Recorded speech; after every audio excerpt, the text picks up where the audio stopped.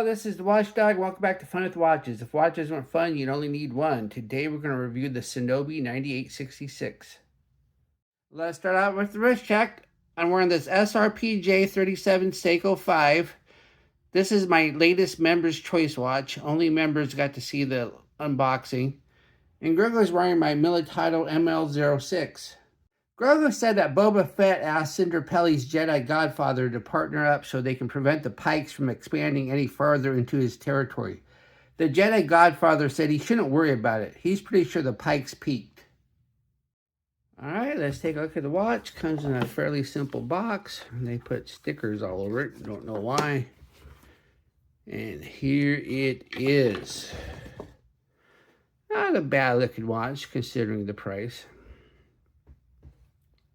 This is the third Sinobi on my channel. I would call this an Omega Seamaster Planet Ocean homage, except the hands are all wrong. This is a small second chronograph in the very affordable range. The timing bezel is just for show, as it doesn't actually spin or have a working lume pip, but I'll give it a pass since this isn't actually a dive watch. If you don't like the blue with orange accents, there's also black with orange accents, and the leather strap is the only option.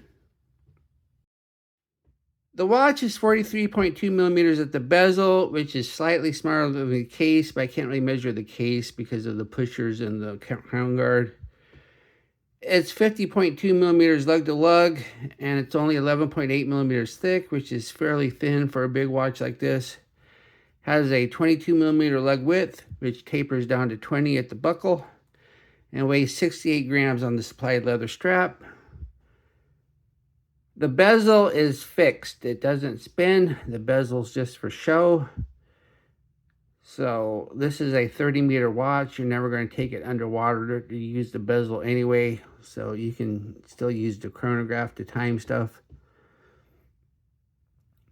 Then we have the dial. The dial has no sunburst effect, but there is a sunburst on the two top subdials. And then we have the applied indices. And then we have the hands. The hands are leaf hands, but they're sectored. And like I said, this is the biggest difference that wouldn't make it a Planet Ocean homage, because the Planet Ocean has arrow-tipped hands. And then we have 12 at the 12, and then it says Sinobi printed. And then we do have a running second hand with a lume tip there. And the second hand misses the marks on this side of the dial, but hits the marks on this side of the dial. So it's not horrible. Not enough to set off your Quartz watch OCD. Then we have a date at the 4:30. I always prefer to have a date. A lot of people don't like dates on chronographs because they think it ruins the symmetry. I'm perfectly happy with the date. Then this is a small second chronograph. So on the bottom dial, we have the set chronograph hand. On the right subdial, we have a 24-hour indicator. On the left subdial, we have the chronograph minute counter. Just press the top pusher, and the bottom chronograph hand starts ticking just once a second. There are no sub-seconds. Press it again to stop. Press it again, and you get a fast rewind because this is not a Mecha Quartz. Then we have an unsigned push-pull crown. Crown action is a little loose, and when you go to set it, if you're careful, you can usually do it without a minute hand jump. You just have to be careful.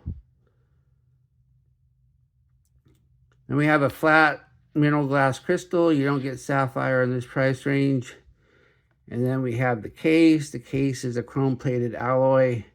And the case, you can tell it's a chrome-plated alloy. It kind of feels a little cheap.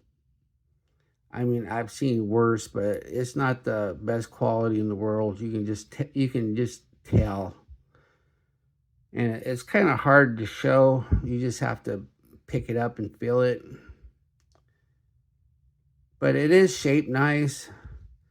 Then we have the case back, says stainless steel back, which is a good tell that the rest is not. We have Sinobi in the middle, then the model number, the 9866, and then it says Quartz movement. And this is a press-on case back, and there's the little slot right there for a pry tool. Underneath the case back is the Sunin PE90. This is fairly common in quartz chronographs in this price range. It has no jewels, and it's a small second. Then we have the strap. The strap is leather. I don't know if it's genuine leather though, because it doesn't say so in the middle, and I really can't tell if it's real or synthetic. And usually the only way I can tell is to cut it, and I'm not going to do that. Then we have two keepers, one fixed, one floating. And then we have the buckle. The buckle is fairly nice. It's big, it's sturdy. The prong's not all floppy. Plus the notches in the strap are nice too. They're oval. And they seem to, you can't really tell which hole I've been wearing it in. So it seems to be pretty sturdy. But no quick release. Here's the watch on my 7.5-inch wrist. It looks nice. It wears nice. The strap's a little stiff. The strap needs some breaking period. I have 4 notches left, but I bet once the strap breaks in, I could probably pull it in one more notch. Of course, that doesn't give you a lot of notches going the other direction, but if you need more notches the other direction, this watch is probably too big for you. But no, it looks decent. Here we are in the Lume room. This is another sub $20 AliExpress watch, so I'm not expecting much in the Lume department. As we speed through time, we see a green glow, and the indices fade almost immediately. But look at those hands. It's the hands that matter, and it's fairly decent considering the price of this watch. Definitely seen much worse. What I like about this watch, it looks and wears nice. I like this leather strap, even though it might not be real leather. And the hand loom is actually decent for a $15 watch. What are my gripes and groans? The bezel doesn't spin, and there's no loom pip. No quick release on the leather strap. And the chrome-plated case just feels cheap. Do I recommend this watch? Sure. It looks and wears nice, and is only $15. Yeah, the timing bezel doesn't work, but you can still time with the chronograph, and you're never going to take this under the water.